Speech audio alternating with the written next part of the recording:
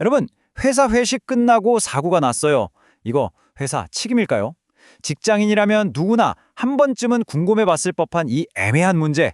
오늘 제가 속 시원하게 한번 파헤쳐 보겠습니다. 자, 이런 상황을 한번 생각해 보시죠. 회사에서 다 같이 회식을 하고 나서 직원이 큰 사고를 당했습니다. 이게 과연 업무상재해로 인정될 수 있을까요? 될 것 같기도 하고 아닐 것 같기도 하고. 그렇죠? 이게 생각보다 간단한 문제가 아닙니다. 법원에서는요, 정말 사소해 보이는 디테일 하나하나에 따라서 판결이 완전히 180도 달라지거든요. 그래서 제가 오늘 아주 흥미로운, 사실은 좀 비극적인 두 가지 실제 사례를 가져왔습니다. 이 두 사건이요, 정말 놀라울 정도로 비슷합니다. 두 분 다 회사 공식 회식이 끝나고 2차를 갔고요. 그리고 안타깝게도 두 분 모두 추락사고를 당했습니다. 그런데 말이죠. 결과는 어땠을까요? 법원의 판결은 완전히 정반대였습니다. 한 분은 업무상 재해로 인정을 받아서 보상을 받았고 다른 한 분은 받지 못했어요. 아니 대체 왜일까요? 이 차이를 이해하려면 먼저 법에서는 회식을 언제 업무로 보는지 그 기준부터 확실히 알아야 합니다. 자, 첫 번째 섹션입니다. 회식은 어디까지고 업무는 어디까지일까요? 그 경계를 한번 살펴보죠.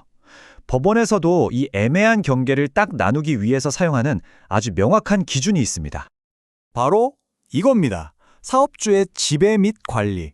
조금 말이 어렵죠? 쉽게 말해서 어떤 회식이나 행사가 업무로 인정받으려면요, 그냥 직원들끼리 좋아서 모인 친목 도모 자리가 아니라 처음부터 끝까지 회사가 주도하고 통제하는 상황에 있어야 한다는 뜻이에요. 그럼 법원이 말하는 회사의 지배는 대체 뭔 보고 판단할까요? 여기 보시는 것처럼 딱 한 가지만 보는 게 아니에요. 여러 가지를 종합적으로 봅니다. 예를 들어서 이 행사를 누가 기획했나? 단순 친목이었나? 아니면 워크숍이나 송년회 같은 공식적인 목적이 있었나? 비용은 회사 카드로 냈나? 아니면 각자 냈나? 그리고 이거 되게 중요한데 참석이 거의 필수적인 분위기였나? 아니면 오고 싶은 사람만 오는 자유로운 분위기였나? 이런 것들을 다 따져보는 겁니다. 자, 이제 이 기준들을 가지고 아까 그 두 사건의 미스터리를 한번 풀어볼까요? 두 번째 섹션, 결정적인 차이점들입니다. 방금 우리가 살펴본 법적인 기준들을 두 사고에 한번 그대로 적용해 볼게요. 그러면 왜 판결이 그렇게 다르게 나왔는지 그 이유가 아주 명확하게 보이기 시작할 겁니다. 자, 이 표를 보시면 차이가 확연히 드러나죠? A 사건은 그냥 일반적인 팀 회식이었고 1차에는 30명이 왔다가 2차에는 12명만 갔어요. 좀 자유로운 분위기였죠? 본인이 다른 사람들보다 술을 훨씬 많이 마셨고 누가 강요한 것도 아니었어요. 그런데 B 사건은요? 공식적인 팀 송년회였고 팀원 3명이 전부 1차, 2차에 다 참석했어요.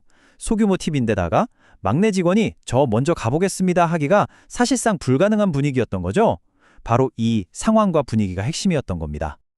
그리고 여기서 정말 중요한 법원의 판단 기준이 하나 더 나옵니다. 대법원 판례에서 나온 말인데요. 사고가 업무와 관련된 행사에서 통상적으로 따르는 위험의 범위 내에 있어야 한다는 거예요. 이게 무슨 말이냐면요. 술에 취해서 계단에서 미끄러져 넘어지는 것. 이건 술자리에서 어느 정도 예상할 수 있는 위험이잖아요. 그런데 술에 취해서 4층 비상구를 화장실 문으로 착각하고 열어서 떨어지는 것. 이건 좀 비정상적인 경로를 통한 사고라고 본 거죠. 법원은 이 둘을 명확하게 구분합니다. 자, 세 번째 섹션입니다. 애매한 경우들. 사실 현실에서 일어나는 일들이 방금 본 사례들처럼 딱딱 떨어지진 않잖아요. 지금부터는 판단하기가 훨씬 더 까다로운 그야말로 회색지대에 있는 경우들을 한번 살펴보겠습니다. 자, 이런 경우는 어떨까요? 상사가 오늘은 내가 쏜다 하고 법인카드로 싹 계산하고는 먼저 집에 갔어요. 그 뒤에 남은 직원들끼리 있다가 사고가 났습니다. 이거 회사 책임일까요? 아닐까요? 실제로 2008년에 똑같은 상황에 대한 판결이 있었습니다. 법원은 뭐라고 했을까요?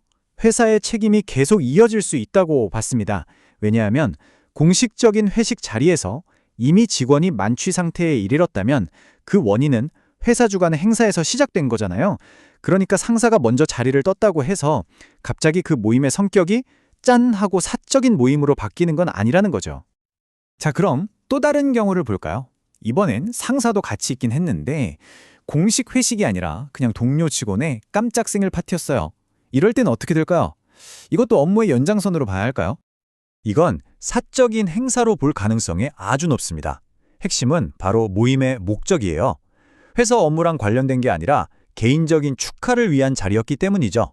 이걸 보면 누가 참석했는지, 누가 돈을 냈는지만큼이나 왜 모였는가 하는 그 목적 자체가 정말 중요하다는 걸 알 수 있습니다. 네 번째 섹션, 핵심 요약입니다. 자, 지금까지 좀 복잡한 이야기들을 쭉 살펴봤는데요. 그래서 우리 직원들과 회사가 꼭 기억해야 할 핵심 포인트는 뭘까요? 제가 딱 3가지로 정리해드릴게요. 이 3가지 체크리스트만 기억하시면 됩니다. 첫 번째, 이 행사가 과연 회사의 지배 아래에 있었는가? 누가 기획하고 돈 내고 참석을 강요했는지를 따져보는 거죠. 두 번째, 사고가 예견 가능한 위험이었는가? 계단에서 넘어지는 것과 창문 밖으로 떨어지는 것의 차이 기억나시죠? 그리고 마지막 3번째, 직원의 행동이 정상적인 범주에서 너무 크게 벗어나지는 않았는가? 결국 이 모든 복잡한 판결은 이 3가지 질문으로 요약될 수 있습니다. 요즘 워라밸 얘기도 많이 하고 하지만 사실 일과 삶의 경계가 점점 더 모호해지고 있잖아요. 이런 시대에 회사의 책임은 과연 어디까지라고 봐야 할까요? 오늘 우리가 함께 살펴본 내용들이 여러분의 직장 생활에 조금이나마 도움이 되었으면 좋겠습니다. 오늘 이야기는 여기까지입니다. 들어주셔서 고맙습니다.